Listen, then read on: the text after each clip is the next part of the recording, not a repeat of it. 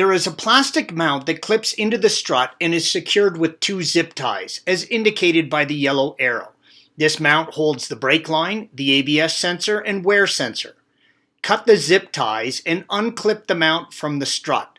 Unclip the sensor wires, red arrows, from the mount. Slide the mount, yellow arrow, up the brake line and out of the way. There is a drop link that attaches the sway bar, red arrow, to the strut, yellow arrow. You will need to remove the link from where it attaches to the strut by holding the large nut, red arrow, with a 16mm wrench and turning the smaller inner bolt, yellow arrow, with a 7mm. Push the link out of the strut, red arrow, and set it aside.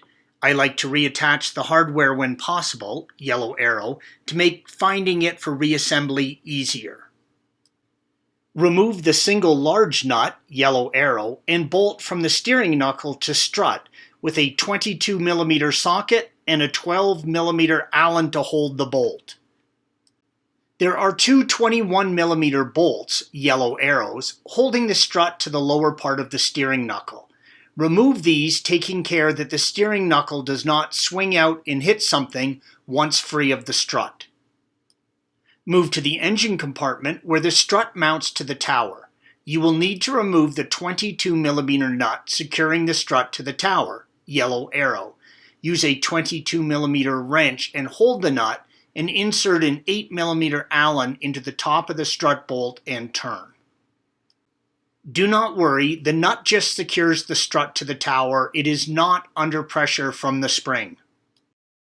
Slide the strut, yellow arrow, away from the steering knuckle and pull it down out of the vehicle.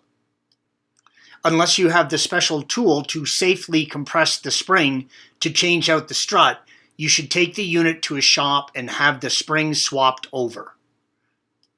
Modern struts and springs are under a tremendous amount of pressure and are very dangerous to work on without the proper tool. Do not attempt to swap out the strut without the proper professional spring compressor. Installation is the reverse of removal. Thanks for watching. Click here to view the original article along with hundreds of other DIY content for your car.